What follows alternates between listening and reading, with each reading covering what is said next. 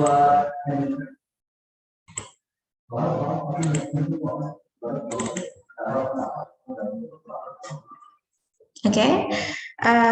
sudah nampak ya slide saya.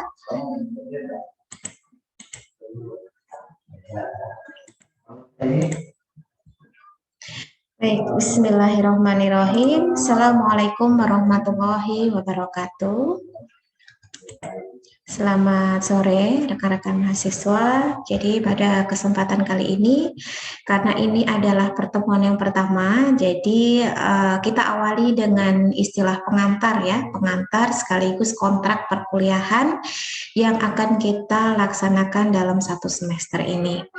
Jadi untuk mikrobiologi dan parasitologi ini sebetulnya kalau dilihat dari judul mata kuliahnya itu terdiri dari dua sub ya. Jadi ada sub mikrobiologi, ada sub parasitologi. Jadi nanti di pengantar itu kalian akan dijelaskan dan kita akan sama-sama berusaha untuk memahami ya perbedaan antara mikrobiologi dan parasitologi begitu. Karena jika dilihat dari pengertiannya tentunya antara mikrobiologi dan parasitologi itu memiliki perbedaan secara mendasar ya. Sebelumnya untuk jadwal ya, jadwal perkuliahan seperti yang lainnya juga kita ada sesi video ya, sesi video yang akan kita laksanakan di setiap hari Selasa. Di hari Selasa ini kita ada dua ya sebetulnya, ada mikrobiologi yang sifatnya teori, yang ini proses untuk perekaman hari ini, dan yang kedua adalah praktikum mikrobiologi. Jadi untuk minggu ini kita belum memulai untuk praktikum. Dan untuk praktikum nanti memang tidak semuanya kita bisa terapkan secara offline atau luring, kemungkinan sih sebagian besar itu akan dilaksanakan secara daring. Tapi nanti akan saya usahakan ada beberapa pertemuan yang kita bisa luring di kampus ya. Tapi itu nanti setelah saya susun untuk jadwalnya. Jadi untuk minggu ini kita masih teori terlebih dahulu. Insya Allah minggu depan kita sudah mulai untuk yang praktikum. Kemudian untuk sesi Zoom ya, sesi Zoom juga seperti yang lainnya kita diplotkan di hari Sabtu ya. Sabtu pukul 10 sampai 10.30. Tapi ini nanti mungkin saya butuh apa ya pengertiannya sedikit dari kalian karena dalam waktu 4 minggu yang akan datang saya masih ada jam di mata kuliah yang lain. Ya, jadi nanti untuk kelas mikrobiologi silakan didiskusikan lagi untuk kapan kita bisa zoomnya di hari Sabtu. Insya Allah kalau sore seperti ini saya bisa ya. Jadi apa namanya hanya untuk 4 pekan ya, 4 pekan yang akan datang begitu karena saya ada jatah mata kuliah di kelas lain ya yang sudah ada pertemuan di 2 minggu ini. Jadi mohon kerjasamanya, saya minta tolong untuk sipennya ya nanti bisa mengkoordinasikan untuk jadwal ya, jadwal yang akan kita mulai hari Sabtu besok gitu. Kemudian untuk media perkuliahan sama ya seperti yang lainnya juga di LMS. Jadi harapannya kalian jangan keliru lagi ya. Kalau mengisi present, absen, nah itu beda ya. Jadi kalau memang hadir ya present begitu ya. Yang diklik adalah present. Jadi nanti kalau ada yang salah lagi nanti saya kesulitan untuk mengedit satu-satu ya. Jadi silakan kalian harus pahami betul kalau present itu artinya hadir. Berarti diklik yang present. Ada dua presensi ya, ada presensi video pembelajaran, berarti inilah yang diklik untuk hari ini dan saya berikan kelonggaran sampai pukul 23.59, pukul 12 malam. Tapi lebih cepat lebih baik. Kenapa? Karena menghindari hal-hal yang tidak diinginkan, misalkan sinyal jelek segala macam ya. Kemudian yang kedua, itu presensi Zoom ya, yang itu akan dilaksanakan di hari Sabtu begitu. Jadi ada 2 presensi dalam 1 minggu. Jadi sipennya harus aktif juga untuk melaporkan BAP-nya. Jadi di grup sipen itu sudah saya sediakan untuk kalian melaporkan ya sudah membuat BAP atau belum. Jadi bisa kekontrol begitu. Yang kedua adalah gizi. Jadi selain saya menggunakan LMS, saya juga menggunakan gizi seperti yang lainnya Google Classroom. Mungkin ini nanti akan saya share di grup ya kode kelasnya. Jadi silakan kalian bisa join di sana. Jadi nanti materi, link video, penugasan itu akan saya share dua-duanya ya. Tetapi kalau untuk pengoreksian tugas memang saya lebih prioritaskan untuk yang Google Classroom. Karena menurut saya Google Classroom itu untuk pengoreksian tugas itu lebih fleksibel ya dibandingkan dengan LMS. Jadi nanti mohon kerjasamanya kalian juga harus mengirimkan tugas di Google Classroom gitu. Nah, untuk pertemuan kuliah ya, jadi kita untuk minggu yang pertama ini kita adalah kontrak dan pengantar mikrobiologi ya. Kemudian minggu kedua dan ketiga kita akan membahas tentang morfologi dan pewarnaan bakteri. Minggu keempat kelima itu akan membahas reproduksi dan pertumbuhan bakteri. Minggu keenam genetika mikroorganisme. Minggu ketujuh dan delapan isolasi dan identifikasi mikroba. Dan minggu ke-9 kita UTS ya. Jadi UTS itu adalah materinya apa yang sudah kalian pelajari di minggu-minggu sebelumnya. Berarti dari minggu pertama sampai minggu ke-8. Kemudian untuk yang minggu ke-10 sampai 15 ini lanjutannya ya. Kita akan membahas tentang penanganan mikroorganisme, kemudian dasar-dasar virologi, kemudian mikologi, kemudian parasitologi, dan yang ke-15 mikrobiologi terapan. Baru pertemuan yang ke-16 kita pelaksanaan untuk ujian akhir sekolah. Ujian akhir semester gitu ya. Nah, ini semua tentunya tidak hanya untuk yang UTS sama UAS saja ya. Nanti tentu ada tugas, ada kuis, dan itu semua nanti akan diselipkan di setiap pertemuan. Jadi kalian harapannya bisa menyimak setiap instruksi-instruksi yang saya berikan baik secara langsung melalui Zoom seperti ini atau melalui grup ya. Dan untuk penilaian itu kehadiran tentunya yang Zoom. Kalau kehadiran untuk video nanti yang akan saya lihat itu adalah keaktifan kalian dalam di YouTube ya, jadi komentar segala macam. Tapi tentunya ketika kalian sudah mengikuti secara live, saya tidak akan menyuruh kalian untuk melihat kembali rekamannya. Tetapi kalau misal membutuhkan ya silahkan, atau cukup nanti dibaca-baca lagi melalui PPT-nya. Jadi kalau kalian cukup komentar aja di YouTube dengan menyebutkan nama, kelas ya, kemudian apa yang Anda tangkap dari video atau penjelasan secara Zoom ini. Mungkin kalau yang lainnya yang hanya bisa melihat video, berarti silakan dilihat dulu videonya sampai selesai, baru nanti presensi ya di YouTube gitu. Jadi jangan buru-buru presensi di YouTube kalau belum mengerti maksud dari video tersebut. Kenapa? Karena nanti ujung-ujungnya ngawur ya. Artinya saya meminta Anda untuk memberikan kalimat atau kata-kata lah ya yang itu berkenaan dengan apa yang sudah kalian tonton di video berupa kesimpulan. Harapan saya ya itu akhirnya di luar dari video itu karena memang tidak tahu atau belum tahu pemaparannya terkait apa. Jadi ditonton dulu sampai selesai baru presensi ya di YouTube. Kemudian saya akan mengadakan kuis ya. Kuis itu akan diadakan setiap 2 kali pertemuan. Kemudian tugas di sini tugas itu bervariatif ya. Kadang saya memberikan tugas itu berupa kalian harus memposting di sosial media misalkan, atau berupa artikel ilmiah yang berupa makalah, atau berupa pendapat, atau saya minta kalian membuat video edukasi, atau saya minta kalian untuk membuat poster. Jadi nanti tergantung kebijakan saya meminta tugasnya dalam bentuk apa ya. Kemudian kalau misalkan kalian ada yang mengikuti ajang perlombaan selama di Akfar, misalkan semester 1 ini ada yang mengikuti perlombaan, nah itu mau menang mau kalah itu sudah mendapatkan nilai 5% ya. Jadi spesial bagi mereka yang aktif di luar perkuliahan. Kemudian untuk UTS itu 30%, UAS 30% ya. Jadi bobotnya sama. Nah, sekarang Kita sudah masuk ya ke materi. Jadi materinya masih pengantar. Jadi ibaratnya masih pemanasan ya, pemanasan yang istilahnya harapannya kalian bisa memahami terlebih dahulu makna dari mikrobiologi dan makna dari parasitologi ya. Jadi itu ada dua hal yang berbeda, tetapi kita mempelajarinya dalam satu mata kuliah yang sama. Berarti di sana ada hal-hal yang membedakan secara prinsip dan juga ada hal-hal yang mereka itu saling berkaitan satu sama lain. Karena kan nggak mungkin ya mata kuliah kok nggak sama tapi dijadikan satu. Nah itu ya.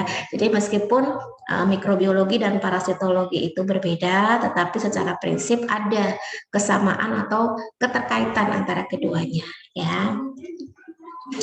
Nah, kita mengenal dulu apa sih mikrobiologi, apa sih parasitologi ya.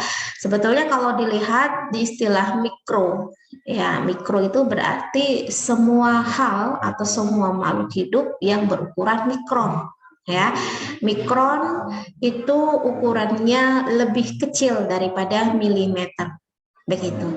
Itulah kenapa ketika kalian harus melihat mikroorganisme atau makhluk hidup yang berukuran mikron itu nggak bisa dilihat secara langsung gitu. Jadi kalau sampai ada yang mengaku saya bisa melihat bakteri, Bu, nah itu berarti luar biasa banget kemampuan yang diberikan karena kita punya keterbatasan untuk tidak bisa melihat mikroorganisme. Kenapa? Karena mikron itu ukurannya 1/1000 dari milimeter. Jadi kalau kalian itu punya penggaris ya, penggaris yang punya ukuran 1 mili ya, 1 mili itu kalian bagi 1000. Ya, kalau kalian mampu membagi 1000 dan bisa melihat setiap per 1000-nya tadi, berarti kalian mampu melihat bakteri. Karena bakteri itu ukurannya adalah mikron ya, bukan milimeter apalagi senti. Enggak, kita nggak bisa melihat. Nah, mikrobiologi itu dapat didefinisikan adalah cabang ilmu biologi ya, cabang ilmu biologi yang mempelajari mikroorganisme, berarti organisme yang berukuran mikron. Kecil itu relatif ya, semut itu kecil, tapi bukan mikron ya, bukan mikroorganisme. Kenapa? Karena kita masih mampu melihat dan ukurannya bukan mikron. Kalau mikron beda lagi ya dengan mili, dengan senti yang sudah saya jelaskan tadi. Nah di sini yang termasuk ke dalam mikroorganisme itu ada bakteri, ada fungi tapi tidak semua ya, karena fungi atau jamur itu ada yang sifatnya makro. Nah, kalau yang kita bahas di sini yang sifatnya mikro, artinya kita tidak bisa melihat secara langsung. Di sini ada kamir, ya, ada kapang, gitu ya, yang itu masuk ke dalam golongan fungi. Kemudian virus, ya, meskipun virus ini tidak bisa mutlak ya disamakan dengan bakteri dan fungi. Kenapa? Karena virus itu dia berdiri sendiri, tetapi karena dia sifatnya itu lebih kecil daripada mikron, ya. Nah, makanya dia bisa dikategorikan dalam mikrobiologi yang juga mempelajari ini, tetapi tidak dalam ya. Kenapa? Karena kalau misalkan kita harus belajar virus secara mendalam dan spesifik, itu kita tidak belajarnya di mikrobiologi, tetapi di virologi. Ada khusus sendiri gitu. Nah, bedanya apa dengan parasitologi? Kalau parasitologi itu juga bagian cabang ilmu biologi, tetapi organismenya itu sifatnya ada yang mikro, ada yang makro. Jadi tidak semuanya mikro seperti mikrobiologi, tetapi yang menjadi penekanan di sini parasitologi itu kan berasal dari kata parasit ya, parasit yang tentunya itu merugikan pihak lain gitu, makhluk hidup bisa manusia, bisa hewan yang dirugikan. Nah dalam hal ini parasitologi adalah semua organisme yang bersifat parasit ya, baik itu yang sifatnya mikroorganisme maupun yang makroorganisme. Contohnya di sini adalah protozoa. Nah, protozoa ini adalah satu-satunya parasit yang bersifat mikro begitu. Sedangkan untuk helminthes dan arthropoda ini bukan mikro tetapi makro. Helminthes itu Contohnya misalkan seperti cacing ya, tapi bukan cacing tanah ya. Misalkan seperti cacing gelang ya, cacing kremi. Nah, ini kalian tentu sudah nggak asing lagi ya dengan cacing-cacing gitu ya.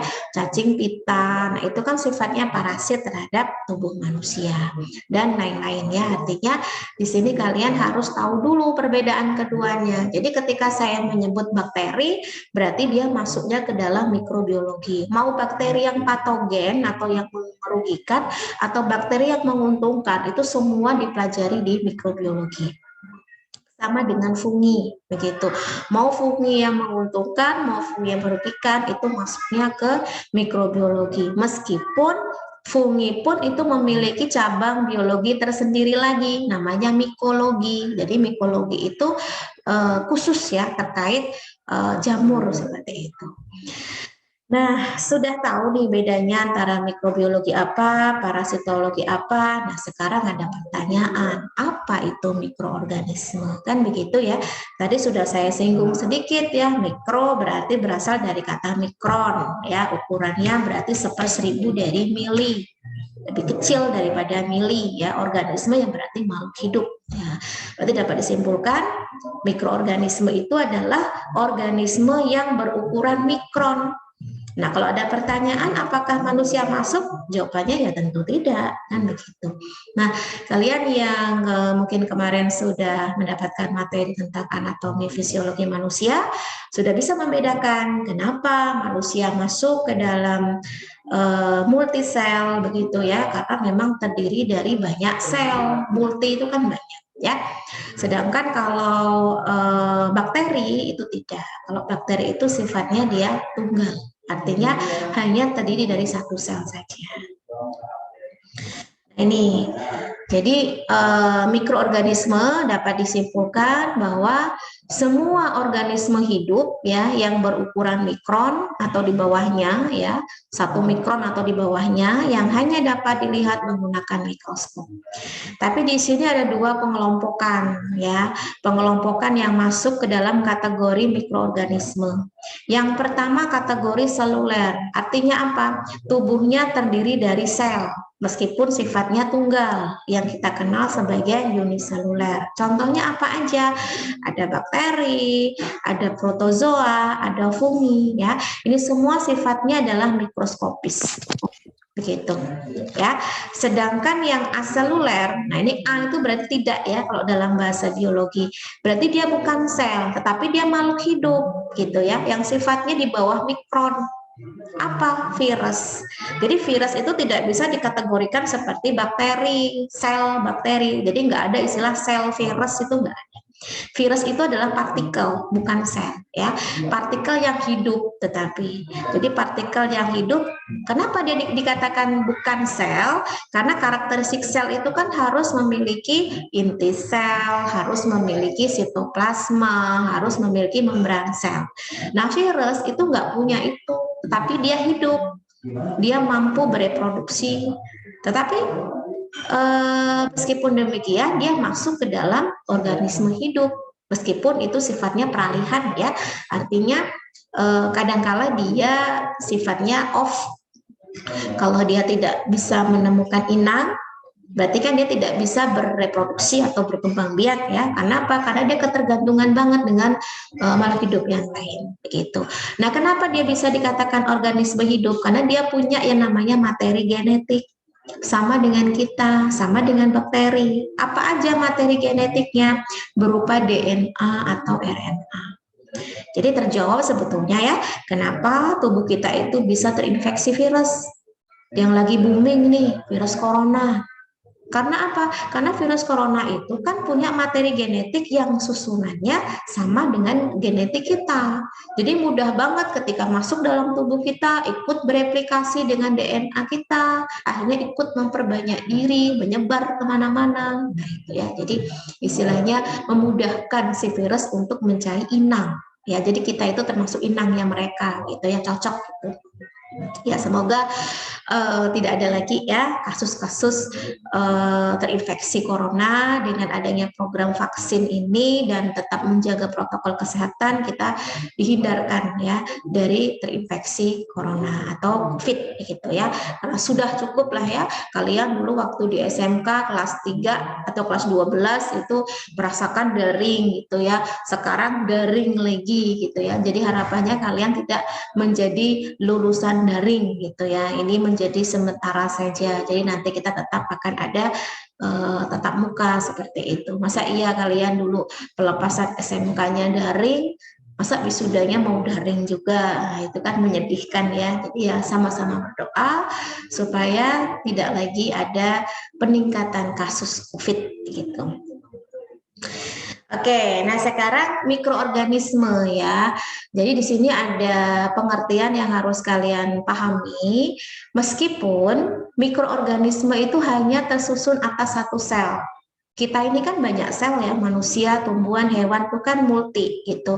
Kita bisa melakukan aktivitas pertumbuhan, bisa beraktivitas keseharian gitu ya untuk makan, minum, reproduksi, kemudian bergerak.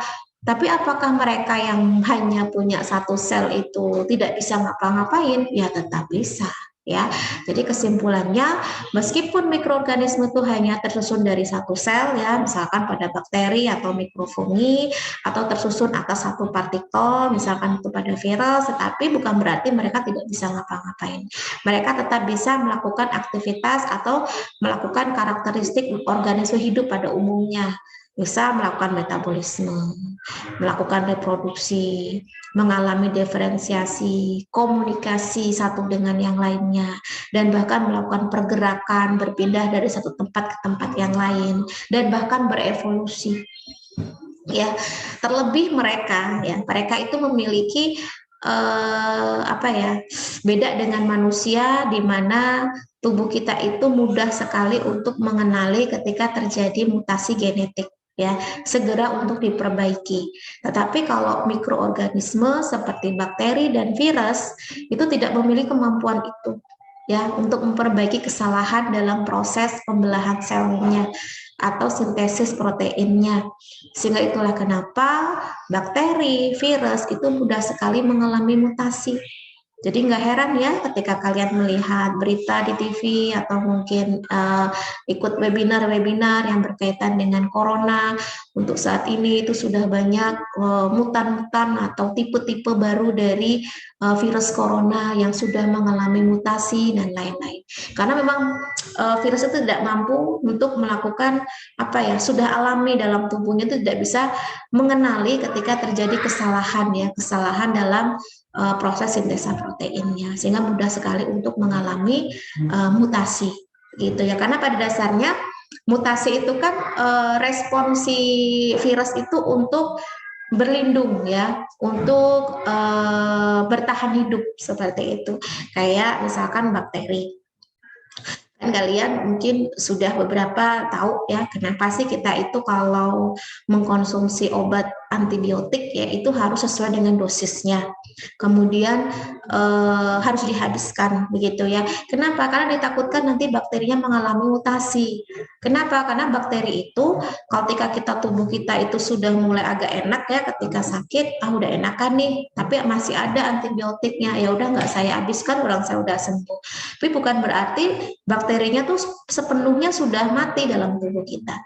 Jadi ketika bakterinya itu mungkin masih pingsan atau mungkin setengah sadar, itu dia akan berusaha untuk menyesuaikan dengan lingkungannya. Begitu. Akhirnya apa? Ketika dia mengalami mutasi tadi, dia sudah tidak kebal lagi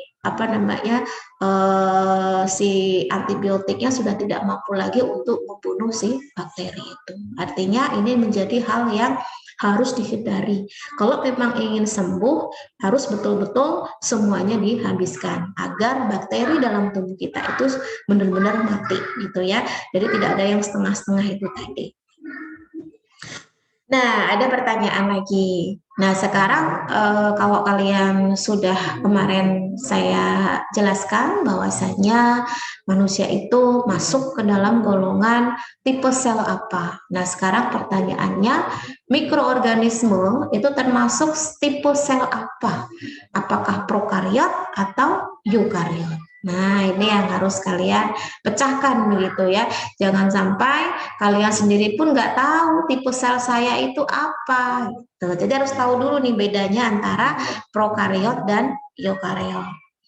Nah, untuk sel yang sifatnya prokariot ya, memang kalau dibandingkan dengan sel eukariot itu jauh beda ya. Kalau yang sel prokariot itu strukturnya lebih sederhana. Dan ini ditemukan pada organisme yang bersel tunggal atau yang sifatnya uniseluler. Sedangkan yang eukariot ini lebih kompleks gitu atau lebih ini ya, lebih sempurna begitu. Ini ditemukan pada yang jelas makhluk hidup yang bersifat makro ya, tumbuhan, hewan, manusia. Nah, ini memiliki tipe sel eukariot. Tetapi meskipun demikian, ada kok uniseluler atau yang bersifat mikro itu memiliki karakteristik sel yang bersifat eukariot. Contohnya apa? Parasit bersel tunggal, protozoa tadi, gitu. Jadi protozoa atau protista itu tipe selnya sedikit satu level ya di atas bakteri begitu, karena dia sudah memiliki membran inti. Jadi perbedaan spesifik antara sel prokariot dengan eukariot itu yang satu sudah memiliki membran inti, yang satu tidak memiliki membran inti. Jadi kalau pada sel eukariot itu lebih teratur, bahkan lebih terjaga. Artinya apa? Peluang untuk mengalami mutasi itu lebih sedikit ya dibandingkan dengan yang sel prokariot. Nah, ini bedanya. Pertama, organismenya. Kalau pada prokariot semuanya adalah uniseluler. Sedangkan pada eukariot itu ada yang uniseluler, ada yang multiseluler. Ukuran selnya kalau prokariot itu 1 sampai 10 mikron, lebih kecil ya, meskipun mikron tapi lebih kecil. Sedangkan kalau eukariot itu lebih besar, meskipun sama-sama ukurannya mikron. Kalau eukariot itu antara 10 sampai 100 mikron ya. Kemudian tipe selnya, tipe inti selnya. Kalau pada eukariot itu sudah memiliki inti sejati atau kita kenal sebagai nukleus ya. Sedangkan pada prokariot itu bukan nukleus namanya, tetapi nukleoid. Nah, nanti ketika kalian masuk bab morfologi bakteri itu akan saya tunjukkan mana sih nukleoid itu. Membran inti prokariot itu tidak ada, eukariot itu ada. DNA, ini materi genetik ya. Kalau pada prokariot itu umumnya bentuknya sirkuler ya, melingkar dan untai tunggal. Sedangkan kalau eukariot itu linier ya, dia tidak melingkar tapi linier dan sifatnya untai ganda atau multiseluler. Nanti akan lebih dipelajari atau lebih dalami di genetika mikroorganisme. Jadi nanti kalian tahu bedanya susunan DNA pada bakteri ya, pada virus dan pada manusia. Kemudian pembelahan sel, karena pada dasarnya pembelahan sel itu menjadi ciri khas ya makhluk hidup. Jadi kalau dia tidak mampu membelah selnya ya berarti bukan makhluk hidup tetapi benda mati begitu ya. Kalian dikatakan makhluk hidup karena mengalami pembelahan sel dari usia dulu anak-anak, remaja bahkan sekarang dewasa, itu ada perubahan dari segi ukuran segala sesuatunya.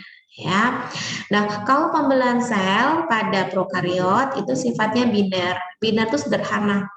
Jadi dia kayak membelah diri gitu ya, 1 jadi 2. Jadi dia nggak butuh yang namanya pasangan begitu.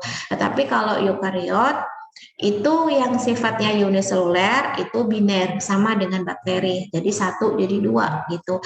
Tapi kalau yang multiseluler di sini termasuk manusia itu mengalami pembelahan mitosis dan meiosis ya. Organisme contohnya kalau prokariot itu adalah bakteri, kalau eukariot yang uniseluler contohnya protozoa, Kemudian yang makro itu ada fungi atau jamur yang sifatnya makro, tumbuhan, hewan, dan manusia. Ya, sebetulnya hewan sama manusia itu karena memiliki karakteristik yang hampir sama ya, karena sama-sama dalam kingdom animalia. Jadi memang ada yang menyebutnya hanya tumbuhan dan hewan, gitu ya. Manusia nggak disebut karena memang manusia itu lebih dekat dengan hewan daripada tumbuhan, fungi, dan protozoa. Nah, sekarang kita kalau membahas masalah sel, ya sel itu sebetulnya bukan bagian yang isinya kosong, itu enggak. Sel itu adalah sumber kehidupan. Ya, kemarin saya sudah menjelaskan bahwasanya sel itu adalah unit terkecil penyusun makhluk hidup. Ya, kenapa? Karena di dalam sel itu mesin kehidupan ada di sana, yang kita kenal sebagai organela sel. Ya, organela sel itu merupakan komponen-komponen penyusun sel yang bersifat hidup. Ya, jadi kalau misalkan tubuh seseorang yang sudah tidak bernyawa, ya tentu selnya sudah mati. Ya, artinya tidak ada kehidupan di sana. Nah, apa perbedaan antara prokariot sama eukariot untuk selnya? Ya, kalau pada prokariot itu sama-sama memiliki membran plasma. Jadi baik prokariot maupun eukariot memiliki membran plasma, memiliki sitoplasma. Karena membran plasma sama sitoplasma ini karakteristik wajib ya, yang termasuk ke dalam kategori sel. Kalau virus nggak ada. Ya, virus nggak punya membran sel, nggak punya sitoplasma. Jadi virus tidak masuk ke dalam sel. Kemudian ada organela ribosom, sama-sama punya dinding sel, sama-sama punya. Sedangkan untuk mitokondria, retikulum endoplasma, lisosom, badan Golgi, badan mikro, itu prokariot nggak ada.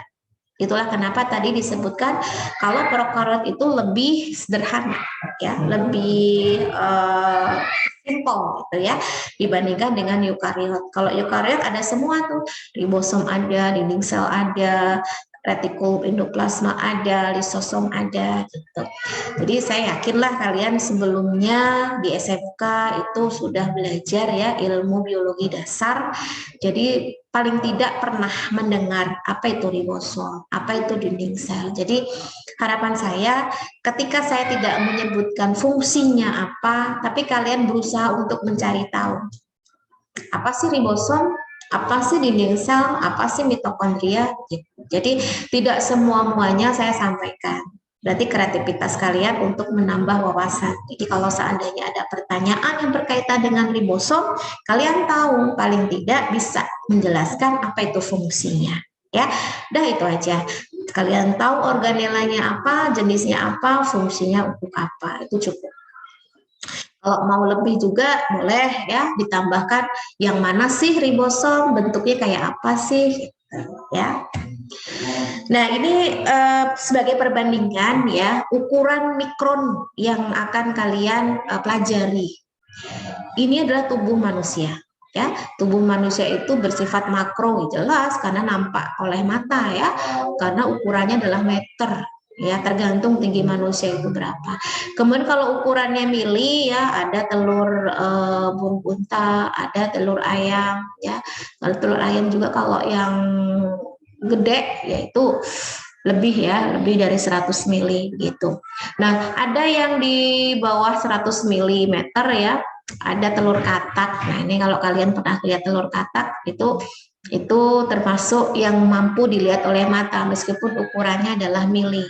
Tetapi ya itu tadi ya kecil-kecil gitu, tapi mata kita masih mampu melihat.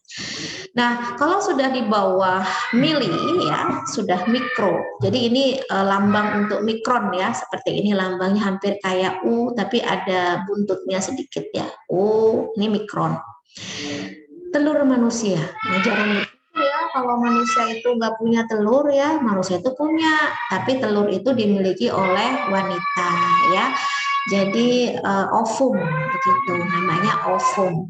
Jadi kalau kalian mengalami fase menstruasi, jadi menstruasi itu adalah proses untuk peluruhan sel ovum ya. Kenapa Bu saya nggak bisa melihat begitu ya? Kenapa? Karena memang ukurannya adalah mikron begitu. Nah ada juga sel tanaman ya, sel hewan sama dengan sel manusia, sel telur ya, ukurannya pun juga mikron, yaitu antara 10 mikron sampai 100 mikron. Kemudian ada bakteri. Nah, bakteri di sini ukurannya 1 mikron, 1 mikrometer ya. Kenapa kalian tidak bisa melihat bakteri? Karena tadi ukurannya kita tidak mampu untuk melihat. Di bawah lagi ada nano. Nah, ini sudah bukan mikron lagi nih, nano. Nano itu sudah 1/1000-nya mikron. Ya. Virus. Nah, virus di sini ukurannya adalah nano. Gitu. Ya, itulah kenapa virus itu ukurannya jauh lebih kecil daripada bakteri karena memang 1/1000-nya bakteri. Untuk melihat mikroskopnya pun berbeda dengan mikroskop yang untuk bakteri. Sampai seterusnya ada protein, ada lemak, bahkan sampai atom ya. Kalau sudah masuk ke atom berarti ukurannya adalah 0,1 nanometer. Lebih kecil lagi daripada virus. Nah, ini adalah gambaran kita posisinya di mana gitu ya. Oh, ternyata di sini. Oh, jauh banget ya kemampuan kita hanya bisa melihat standar ini sampai ini aja ya, yang mampu dilihat oleh mata. Sedangkan sini sampai sini harus menggunakan mikroskop. Oke, itu ya. Jadi kalian harus paham dulu perbedaan antara mikrobiologi dengan parasitologi, kemudian harus tahu dulu anggota-anggotanya. Jadi kita supaya lebih mudah ya belajarnya. Nah, sekarang saya akan menyampaikan terkait sejarah mikrobiologi sekilas saja karena saya pengen kalian tahu awal mulanya apa yang kita pahami sekarang itu penemuannya sulit dulunya ya, apalagi itu berkaitan dengan pahamisme. Karena kalau sudah masuk ke pahamisme antara percaya nggak percaya. Kenapa? Karena mikrobiologi ini kan ilmu yang bisa dikatakan nampak, yang nggak nampak begitu ya. Nyatanya apa? Mau belajar bakteri harus pakai mikroskop. Dia kalau ada mikroskopnya, kalau enggak, nah itu kan artinya kita tidak bisa belajar yang tanpa adanya alat bantu. Oleh karena itu sedikit ya saya akan menjelaskan terkait awal mula penemuan mikroskop ya.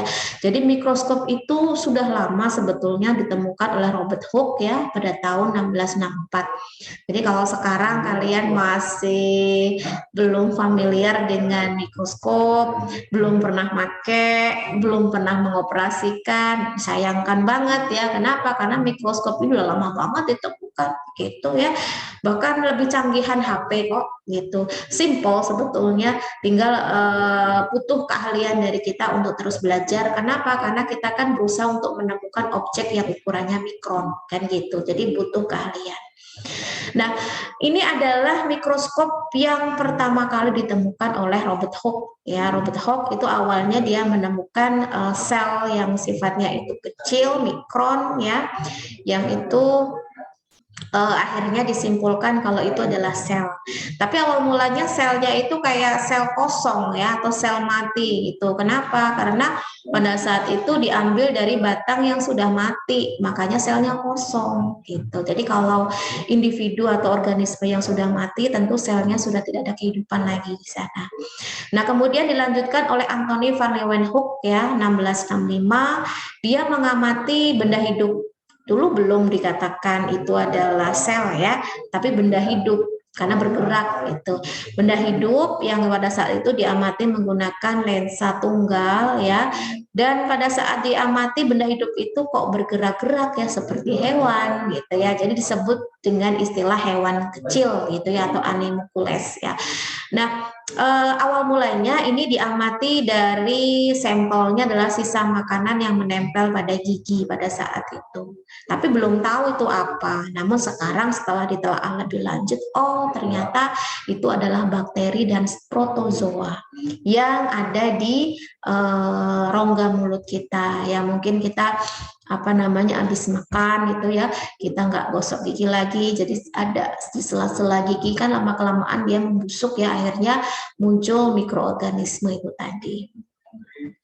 Nah, untuk jenis-jenis mikroskop itu ada 3 ya. Ada mikroskop cahaya, ada mikroskop stereo, ada mikroskop elektron. Semua ini memiliki kelebihan masing-masing ya, dan tentunya disesuaikan dengan peruntukannya. Kalau yang masih sederhana itu menggunakan mikroskop cahaya, namun cahaya sekarang yang digunakan tidak lagi yang diambil dari matahari ya, tapi sudah langsung dicolok ke listrik. Jadi ada sumber lampu atau listrik yang dipancarkan begitu. Jadi tidak lagi kita harus mencari-cari sumber cahaya di pinggir-pinggir jendela ya kalau ada cahaya. Kalau tidak akhirnya kan menyulitkan ya. Ini bisa melakukan perbesaran 1000 kali. Maksudnya apa sih perbesaran 1000 kali itu? Jadi kalau diibaratkan tubuh manusia itu 1 kali pembesaran. Jadi kalau mau 1000 kali ya berarti 1000 kalinya ukuran tubuhmu. Itu baru bisa dikatakan 1000 kali. Jadi kalau kalian mengamati objek menggunakan mikroskop, yang tampak di mikroskop itu sudah 1000 kali dari dari ukuran aslinya. Mikron dibesarkan 1000 kali jadi mili misalkan, sehingga kita bisa melihat. Jadi kalau nggak gitu kita tidak mampu untuk melihat. Ada juga stereo ya, jadi perbesarannya dia lebih kecil ya, 7-30 kali saja, tetapi memang ini memang sesuai dengan peruntukannya, dia tidak terlalu untuk diperuntukkan untuk pengamatan sel yang ukurannya mikron, tetapi dia ukurannya itu misal seperti embrio ayam. Embrio ayam yang dia dalam bentuk telur ya, telur yang di dalamnya itu kalau diamati secara mata yang tidak menggunakan mikroskop itu kayak nggak ada apa-apanya gitu. Tetapi ketika diamati menggunakan mikroskop ternyata itu sudah ada titik gitu ya, titik itu adalah embrio ayam yang itu butuh waktu beberapa hari atau beberapa minggu itu sudah membentuk ayam yang siap untuk ditetas seperti itu. Nah, ini yang paling luar biasa ya, mikroskop elektron, mahal ya, kita pun nggak ada gitu. Kenapa? Karena perbesarannya sampai 1.000.000 kali, nggak 1000 kali, tapi 1.000.000 kali. Ini yang paling sering untuk pengamatan-pengamatan ukuran yang di bawah sel. Misalkan organela sel, plasma sel, bahkan DNA, karena DNA itu kan lebih kecil daripada sel ya. DNA itu letaknya ada di dalam nukleus, di dalam kromosom. Dan juga ini paling sering digunakan untuk pengamatan virus gitu ya. Virus itu harus menggunakan mikroskop elektron. Tergantung ya, ada mikroskop elektron pemindai, ada mikroskop elektron transmisi. Jadi semua itu memiliki keperuntukan masing-masing. Misalkan yang pemindai itu untuk meneliti bagian permukaan objek. Sedangkan kalau yang transmisi itu yang di dalam objek gitu. Jadi kalau kalian ingin mengamati permukaan bentuk virus ya hanya dari luar saja itu menggunakan pemindai saja atau SEM. Sedangkan kalau yang TEM atau transmisi elektron mikroskop itu kalau kita ingin melihat bagian di dalamnya seperti apa. Ini contoh pengamatan mikroskop ya yang biasa dilakukan di rumah sakit atau mungkin di klinik atau di kampus-kampus yang sudah memiliki mikroskop ya untuk pelayanan patologi, itu biasanya digunakan adalah mikroskop cahaya karena mikroskop cahaya sudah mampu untuk melihat karakteristik atau morfologi dari bakteri ya.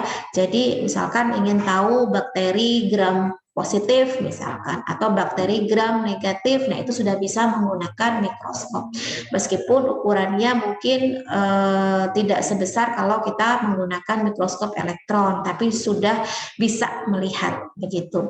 Atau mungkin mau melihat lapisan sel mukosa pada esofagus, nah seperti inilah lapisannya yang itu dipelajari dalam anatomi ya, anatomi dari sel-sel manusia itu.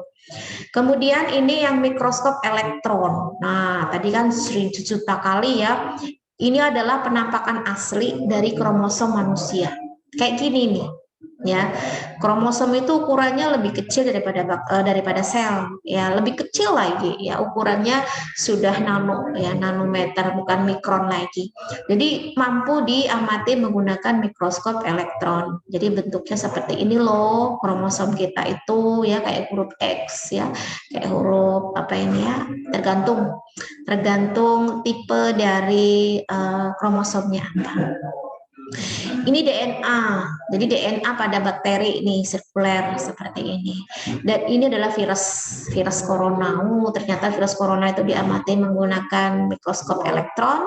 Itu bentuknya kayak ada mahkota, ya, crown. Ya, ini adalah ciri khas dari virus corona.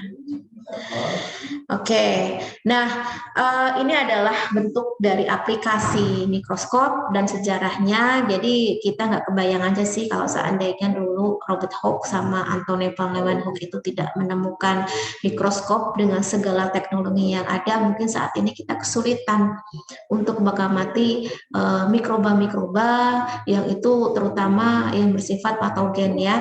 Karena bagaimana kita akan mengidentifikasi suatu mikroorganisme kalau kita tidak mengetahui secara morfologinya. Dan satu-satunya alat yang mampu untuk melihat morfologinya itu ya hanya mikroskop. Loop bisa nggak, Bu? Ya nggak bisa.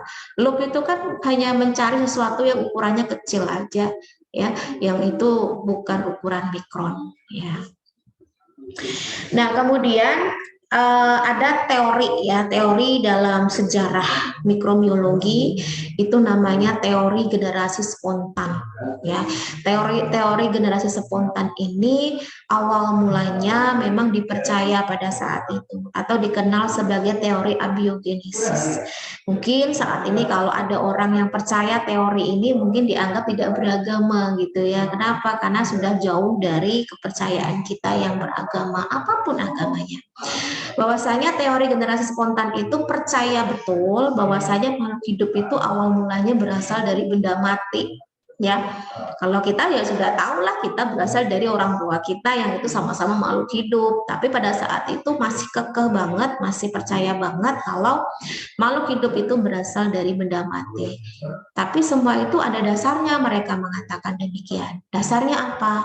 Ada teori Aristoteles. Ini ilmuwan juga pada saat itu. Jadi Aristoteles itu bereksperimen. Ya, kalau juga boleh kok bereksperimen, kalau nggak percaya ya silakan dieksperimenkan. Jadi ada daging yang sudah busuk sama-sama dimasukkan ke dalam tabung ya. Ini proses, jadi tidak ditutup. Jadi biarkan beberapa saat atau beberapa hari, tiba-tiba ada lalat ya. Nah, pada saat itu simpelnya adalah daging yang sudah mati ini atau daging yang itu adalah benda mati ya, karena kan bukan tubuh manusia atau tubuh hewan ya, ini sudah dalam bentuk potongan daging, berarti kan benda mati. Bisa loh menghasilkan lalat. Nah, dipikir lalat itu berasal dari daging. Ini pertemuan dari Aristoteles ya. Kemudian ditambah dengan teori Needham. Ya, ini juga ilmuwan Inggris. Jadi pada saat itu dia melakukan eksperimen kaldu itu dipanaskan namun tidak sampai mendidih ya, dipanaskan saja tapi tidak mendidih, terus dibiarkan terbuka, didinginkan dan tidak ditutup gitu, sehingga beberapa hari dari situ ada mikroorganisme. Ternyata kaldu yang itu adalah benda mati bisa ada kekeruhan di sini yang itu menunjukkan ada kehidupan. Itu adalah mikroorganisme. Berarti benar dong kalau teori abiogenesis itu memang benar adanya, bahwasanya makhluk hidup berasal dari benda mati. Ini adalah teori generasi spontan ya. Namun pada tahun 1668 ya, Francisco Redi itu mencoba untuk membantah teori abiogenesis dengan dia melakukan eksperimen atau mendemonstrasikan penemuannya yang menyatakan bahwa belatung yang itu ada di permukaan daging itu bukan berasal dari daging yang membusuk. Nah, dia juga berusaha menunjukkan ini. Jadi ada tiga toples ya, atau 3 wadah yang ketiga-tiganya diisi daging semua, semuanya tertutup ya, tidak ada yang terbuka, ada satu yang dibiarkan terbuka. Ya, akhirnya Berarti ini efeknya karena tutupnya dibuka, makanya kenapa ada lalat. Ya, mungkin kalau sekarang kita bisa menyimpulkan lalat itu datangnya dari udara kan begitu yang berupa telur misalkan. Tapi kan pada saat itu kan belum ada kesimpulan seperti itu ya. Namun pada saat itu perjuangan dari Francisco Redi ini belum sepenuhnya membuahkan hasil ya. Karena apa? Karena ada anggapan bahwasanya tidak adanya belatung yang di toples-toples yang tertutup ini itu bisa dikatakan karena nggak ada udara gitu ya, nggak ada oksigen yang masuk. Padahal oksigen itu sebagai syarat terjadinya kehidupan. Oke lah ya, masuk akal. Ibaratnya kita kalau nggak bernafas kan nggak hidup gitu ya. Jadi ini nggak mungkin ada kehidupan karena tertutup semua. Jadi ibaratnya lava nggak mungkin bisa hidup di tempat yang tertutup. Oke, dilanjutkan lagi. Percobaan yang kedua, tutupnya tidak sepenuhnya tertutup, tetapi dibuat kayak ada kasak ya, kasa yang itu ada pori-porinya yang memudahkan supaya udara masuk. Berarti untuk menjawab apakah betul ketika udara sudah masuk tetap ada larvanya gitu ya. Nah, setelah diuji cobakan ternyata yang ada kasanya, berarti kan oksigennya masuk ya. Ternyata nggak ada tuh tumbuh larva di sini atau lalat di sini nggak ada gitu. Kalau yang tertutup jelas nggak ada lalatnya. Justru yang terbuka masih saja ada larva dan lalatnya. Berarti kan ini sudah bisa menentang ya jawaban dengan adanya kasa kan berarti oksigennya bisa masuk dong. Kalau memang oksigen menjadi syarat utama terjadinya kehidupan, harusnya larva itu tetap tumbuh di sini. Ternyata enggak gitu ya. Nah, kemudian dilanjutkan dengan percobaan Lazarus Spallanzani ya. Di sini Lazzaro ini mencoba untuk membantah teori Nidam. Nah, Nidam nih. Idam itu mencoba untuk memanaskan kaldu tapi tidak mendidih, dibiarkan beberapa saat, dibiarkan terbuka, ada mikroorganisme. Nah, apa yang dilakukan oleh Lazzani, ya Spallanzani?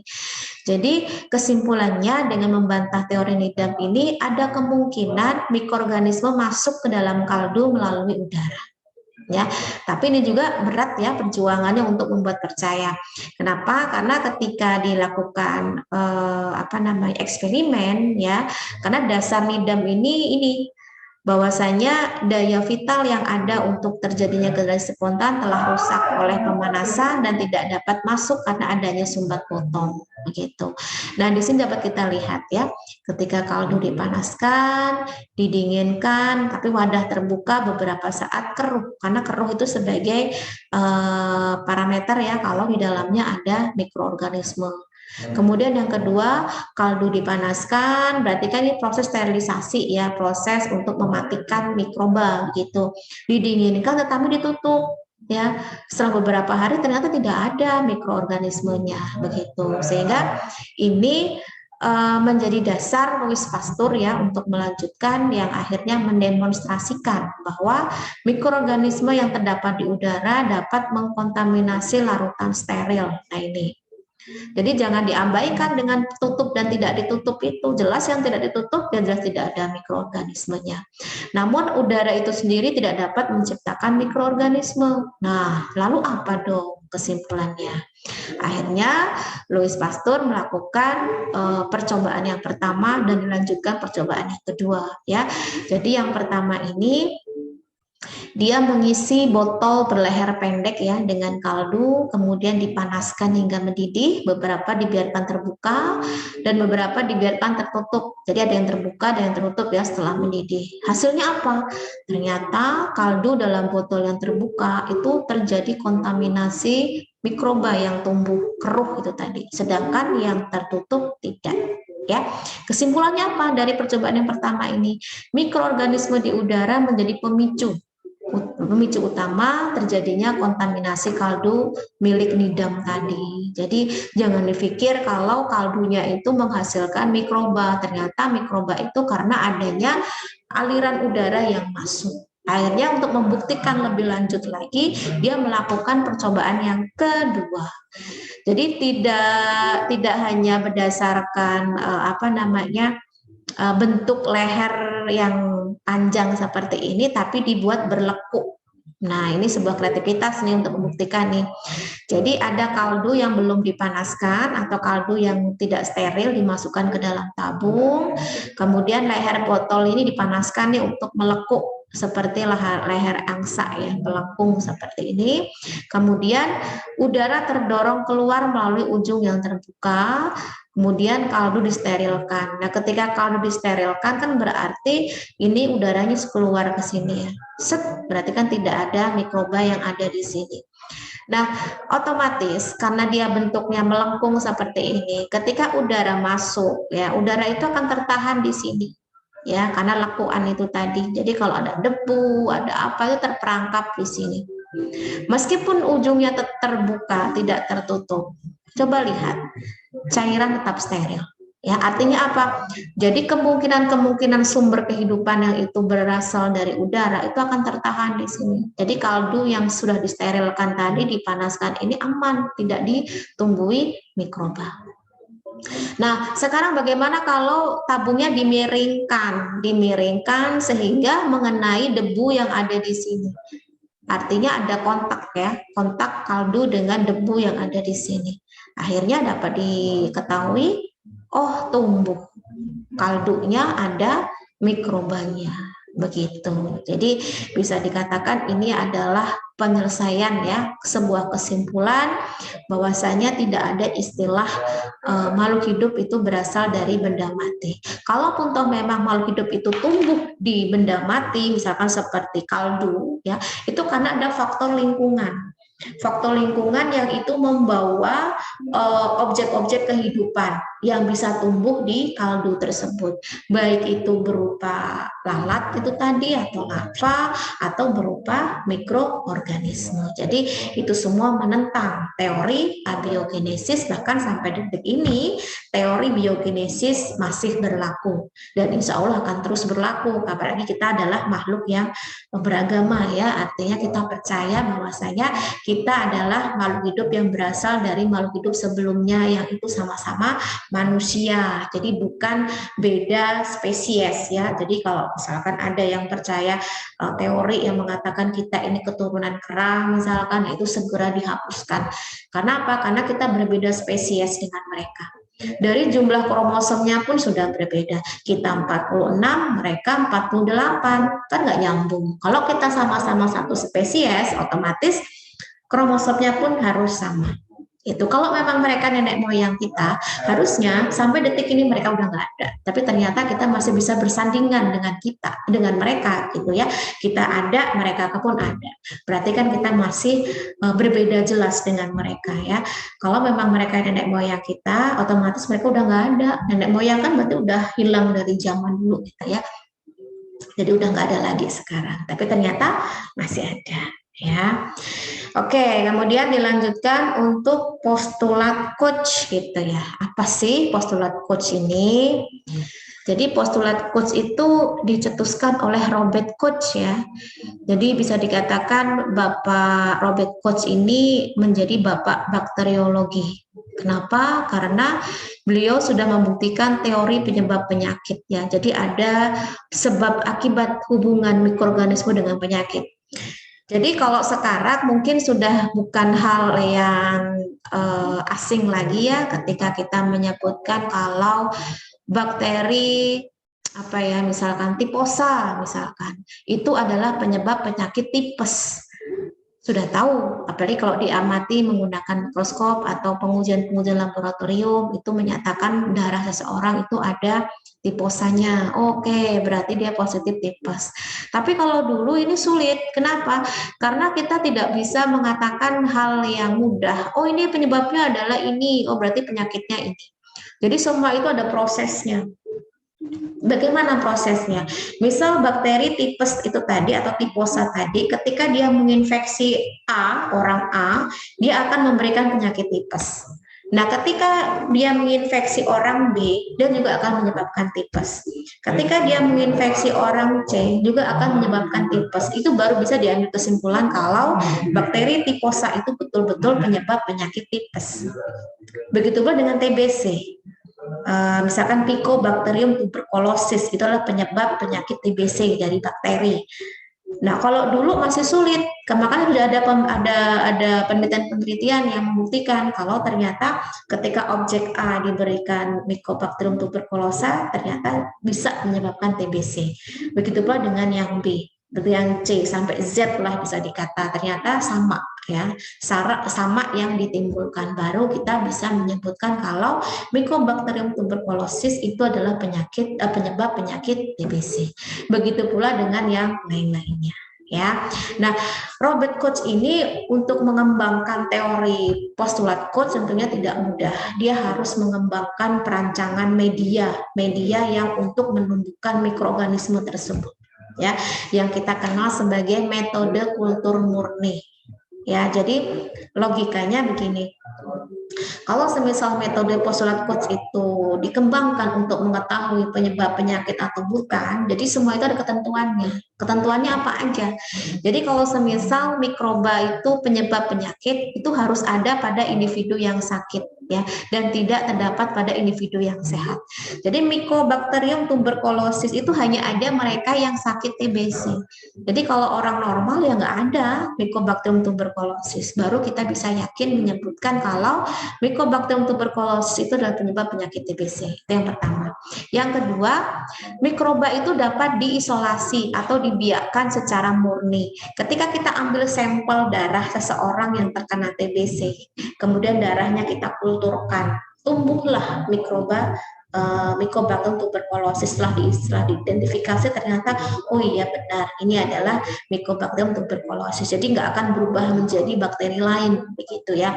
Kemudian mikroba dari biakan murni tadi yang kita sudah ambil dari sampel yang sakit, kita tularkan ke orang yang nggak sakit.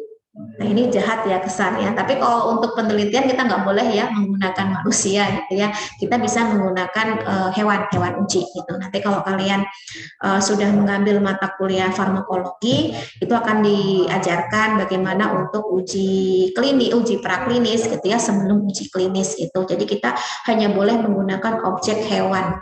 Itu pun harus ada kode etiknya ya, meskipun mereka itu bukan manusia, tetapi kan mereka kategorinya adalah makhluk hidup. Jadi harus diperlakukan secara baik juga.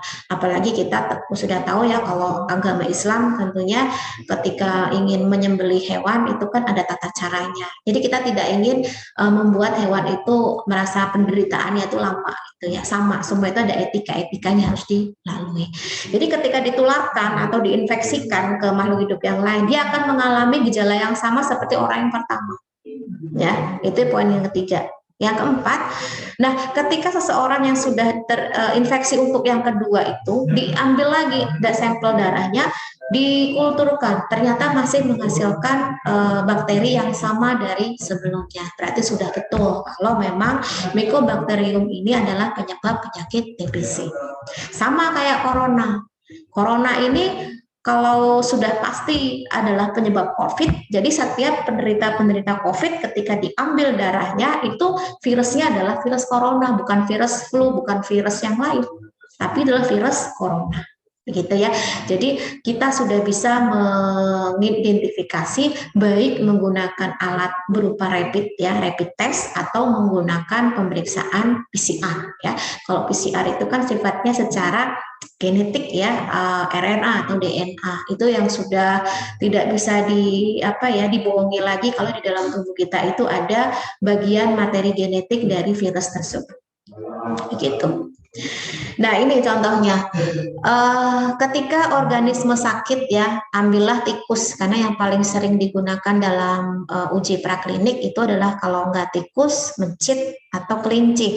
Tapi yang paling sering adalah mencit atau kelinci. Nantilah kalian kalau sudah masuk ke mata kuliah farmakologi akan diajarkan ya bagaimana memperlakukan mencit dan tikus ya. Sebetulnya kalau untuk beberapa produk itu ada yang menggunakan kucing, tapi ini secara etika perkucingan memang tidak diperbolehkan. Jadi kucing sudah tidak bisa lagi untuk dijadikan hewan hewan uji ya, karena mereka kan lebih dekat dengan manusia. Jadi tidak ada. Meskipun beberapa, kalau saya dulu ketika tugas akhir kan menggunakan mencit ya. itu tega nggak tega gitu ya. Kenapa? Karena ketika saya lihat mukanya gitu, kayaknya kasihan gitu ya. Tapi ya sudah, gimana lagi, karena itu adalah proses gitu ya, proses untuk mendapatkan hasil dari uji praklinik. Aman tidak ketika itu nantinya digunakan oleh manusia. Kalau diberikan ke mencit aja, mencitnya mati ya kan, dan gimana nanti mau diberikan ke manusia. Jadi lebih baik diujikan ke hewan aja dulu sebelum diujikan secara klinis ke manusia gitu. Nah, ini adalah organisme sakit, diambil darahnya. Ternyata diamati menggunakan mikroskop atau menggunakan uji-uji lab lainnya, ada nih agen infeksi. Karena normalnya darah itu kan nggak ada mikrobanya ya, harus bersih sih kayak gini. Jadi kalau sampai ada mikrobanya itu akan nampak. Anggaplah ini yang hijau-hijau ini adalah agen penyebab infeksi ya, bisa bakteri, bisa jamur gitu ya. Nah, ketika dikulturkan ternyata tumbuh. Nah, benar, berarti ini adalah mikroorganisme. Tetapi kalau yang sehat, ketika darah itu dikulturkan di media ya, media yang memang disiapkan untuk pertumbuhan bakteri. Nah, ternyata kosong, nggak ada, berarti memang tidak ada bakterinya. Tapi kalau ada bakterinya kan dia senang ya, disediakan media khusus yang itu adalah makanannya gitu. Tapi kalau nggak ada ya, walaupun medianya enak ya, medianya pas untuk pertumbuhan bakteri, tapi kalau nggak ada ya kosong gitu. Nah, setelah itu diambil nih kulturnya nih, ini adalah bakteri yang tumbuh. Kenapa kita bisa melihat? Karena ini adalah koloni yang itu terdiri dari 300 sel gitu ya. Jadi kita kalau mengkulturkan bakteri itu nggak bisa mau melihat satu sel tuh nggak bisa. Yang kita lihat adalah sekumpulan sel-sel yang itu ada di media kultur yang kita kenal sebagai koloni. Jadi bukan satu sel bakteri tapi satu koloni. Nah, ini diambil sedikit aja, kemudian disuntikkan pada hewan yang sehat. Nah, kalau kita mengikuti postulat coach, maka hewan sehat tadi itu akan sakit seperti hewan yang pertama, karena kan tertular tuh. Nah, ketika hewan yang sakit ini diambil darahnya dikulturkan, ternyata menunjukkan hasil yang sama dengan sebelumnya. Oh, berarti benar kalau bakteri Mycobacterium tuberculosis itu adalah penyebab penyakit TBC. Nah, baru bisa kita simpulkan. Itulah pentingnya postulat coach ya. Jadi nggak sembarangan. Kenapa? Karena jangan sampai misalkan nih ya, Mycobacterium tuberculosis sudah dinyatakan sebagai penyebab TBC. Ternyata ketika diinfeksikan ke hewan lain bukan TBC yang ditimbulkan, diare misalkan. Nah, itu nggak nyambung, berarti bukan itu penyebabnya. Makanya perlu adanya pengujian-pengujian atau penelitian lebih lanjut. Tapi kalau untuk penyakit-penyakit yang sudah terkenali ya nggak perlu lagi di postulat coach karena sudah banyak melewati beberapa pengujian gitu ya. Sudah pasti kalau di dalam darah kita itu ada corona ya berarti ya COVID kan begitu. Kalau di dalam darah kita itu ada Mycobacterium tuberculosis ya berarti TBC kan begitu ya. Artinya semua sudah ada rumusannya untuk saat ini, jadi jauh lebih mudah belajarnya. Dia tidak harus mengulang gitu ya, mengulang seperti Bapak Robot Coach seperti itu. Nah, sekarang kita masuk ke peran mikroorganisme ya. Ada waktu 15 menit lagi. Peran mikroorganisme dalam farmasi dan kesehatan. Di sini memang kalau berbicara masalah peran itu banyak banget ya. Tapi yang saya ambil cukup 3 saja, yang lainnya silahkan nanti kalian baca-baca sendiri. Jadi yang paling menonjol itu adalah dalam proses produksi antibiotik ya. Nggak tahu apa yang akan terjadi kalau di dunia ini nggak ada antibiotik. Antibiotik itu penting sekali dalam proses infeksi. Ya, kalau nggak ada antibiotik, waduh, bakteri merajalela dalam tubuh kita. Tapi ingat, penggunaan antibiotik tidak boleh sembarangan. Hanya dikhususkan untuk bakteri saja, bukan yang lain. Jadi kalau kalian merasa flu, pusing, ya jangan tiba-tiba langsung mengkonsumsi antibiotik. Telaah dulu penyebabnya apa. Kalau penyebabnya adalah virus, ya itu nggak nyambung dikasih antibiotik gitu ya. Tapi kalau sudah jelas-jelas itu adalah antibiotik, kalian bisa, tetapi harus menggunakan resep dokter. Ya. Yang kedua menghasilkan enzim. Wah, enzim ini diakui nggak diakui. Kalau seandainya kita tidak memiliki enzim tertentu yang itu dimanfaatkan untuk kebutuhan manusia, masa ia mau mengambil enzimnya manusia, kan nggak mungkin ya. Nah, ini harus ada asupan yang itu jumlahnya besar ya, artinya kita harus ada sumber. Ya kalau enzimnya diambil dari hewan, sapi gimana Bu, babi gimana? Ya bisa, tapi mau berapa hewan yang akan kita sembelih untuk menghasilkan enzim yang dibutuhkan, begitu. Begitu pula untuk insulin. Nah, ini sudah saya jelaskan kemarin ya, insulin kaitannya dengan pengaturan gula darah. Dalam beberapa orang, mereka memiliki keterbatasan, ada gangguan ya, misalkan pankreasnya tidak normal, sehingga ada gangguan dalam produksi insulin. Begitu pula mungkin karena kebiasaan hidup yang tidak sehat, begitu ya, akhirnya insulinnya tidak mampu untuk mengatur segala sesuatu untuk perubahan glukosa menjadi glikogen dalam tubuh kita, sehingga butuh asupan insulin yang harus diinjeksikan dalam tubuh kita. Nah, kalau untuk antibiotik, jadi awal mulanya itu antibiotik itu sebetulnya tidak sengaja ya ditemukan. Nah, ini kalau sudah berawal tidak sengaja ini luar biasa ya. Yang awalnya kita tidak sengaja untuk menemukan itu ternyata muncul apa yang dibutuhkan untuk sekarang ini. Jadi awal mula dulu ya orang-orang Yunani dan Indian itu menggunakan jamur benang. Jamur benang itu tipe jamur yang berbentuk benang untuk mengobati infeksi. Gitu ya. Kemudian orang-orang Yunani atau Serbia menggunakan roti berjamur untuk mengobati luka. Tapi belum tahu dulu itu ternyata jamur ini sebagai sumber antibiotik. Dipikir ya jamur ya roti itulah yang menyebabkan yang bisa mengobati luka gitu ya. Dan belum tahu juga kalau luka itu ternyata didominasi karena infeksi bakteri gitu. Kemudian orang Rusia menggunakan tanah yang hangat untuk mengobati infeksi luka infeksi, karena ternyata di tanah itu memiliki ada bakteri atau ada jamur yang memang bisa dijadikan kandidat sebagai penghasil antibiotik. Begitu. Antibiotik itu kan artinya melawan mikroorganisme lain, senyawanya itu. Ada juga ya serdadu Sri Lanka. Wah, ini menyimpan semacam permen tradisional yang berasal dari ampas biji-bijian berminyak dalam waktu yang lama. Dan itu nanti ketika perang itu bisa digunakan untuk penyembuhan luka, begitu ya.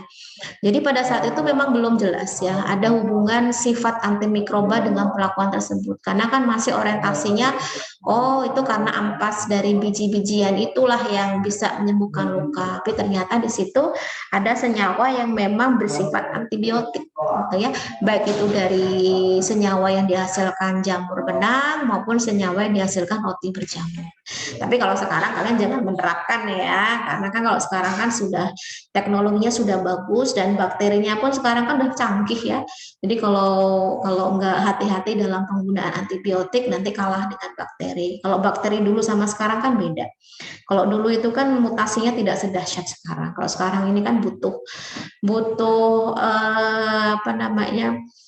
trik khusus ya supaya tidak mengalami mutasi itu.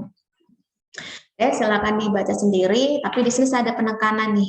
Jadi akhirnya Alexander Fleming itu tidak sengaja ya awalnya. Jadi awalnya itu dia itu melakukan penelitian untuk pertumbuhan bakteri Staphylococcus aureus ya. Nah, tapi ternyata di sekitar jamur benang itu berwarna hijau-hijau yang mengkontaminasi biakan bakteri dalam cawan, sehingga dia bisa menyimpulkan bahwasanya senyawa yang memang tidak ditumbuhi bakteri itu ada karena adanya jamur benang ini. Jadi ada area yang memang tidak ditumbuhi oleh bakteri Staphylococcus, tapi di situ ada jamur benang yang berwarna hijau biru ini. Berarti takut dong dia sama bakteri sama jamur ini. Pada saat itu memang belum jelas banget ya, itu adalah senyawa antimikroba begitu ya atau antibiotik gitu. Nah, ternyata setelah diisolasi atau dikulturkan bahwasanya jamur benang itu adalah Penicillium notatum. Nah, ini sejarah ini.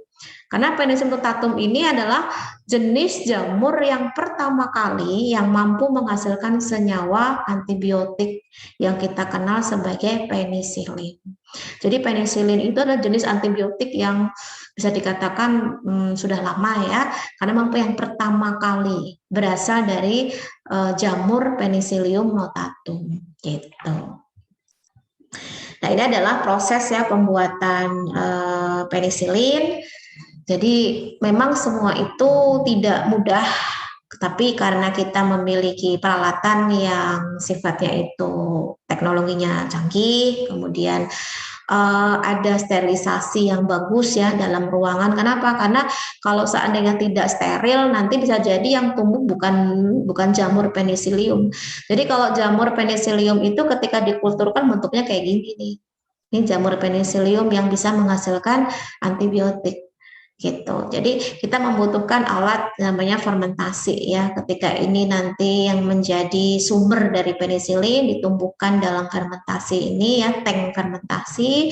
Kemudian akhirnya dia akan tumbuh menjadi penisilin molekul ya, molekul penisilin. Kemudian dipurifikasi atau dimurnikan yang bisa dijadikan sebagai sumber antibiotik. Simpelnya seperti ini ya.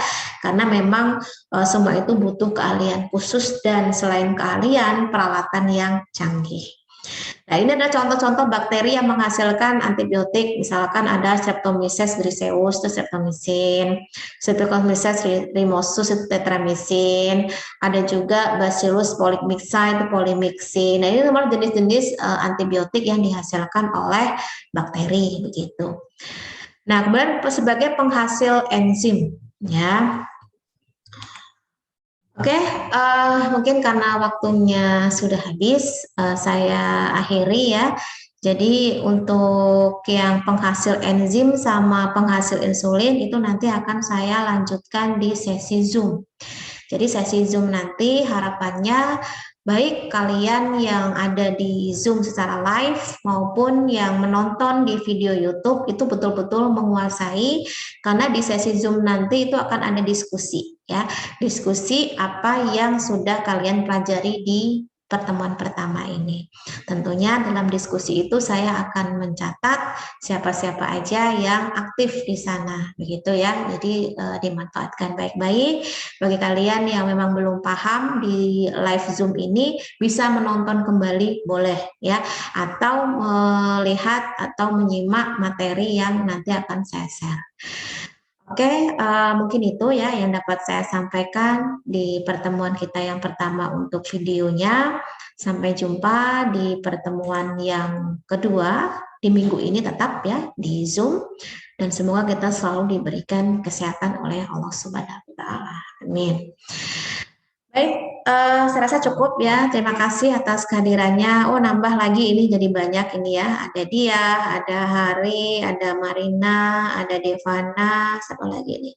Nur Aisyah, ada Reni, ada Romi ya. Ada Suherman, ada Wanda, ada Feni, sama ada Ratna. Ya, terima kasih ya atas kehadirannya yang sudah menemani saya untuk live Zoom sekaligus perekaman ya. Nanti kalian juga harus komentar di YouTube, tapi tidak perlu menyimak lebih lanjut karena kan kalian sudah menyaksikan secara live ya. Nanti kalau mau mengulang itu cukup mempelajari materi dari PPT-nya aja. Oke, itu ya dari saya. Terima kasih. Selamat sore. Assalamualaikum warahmatullahi wabarakatuh.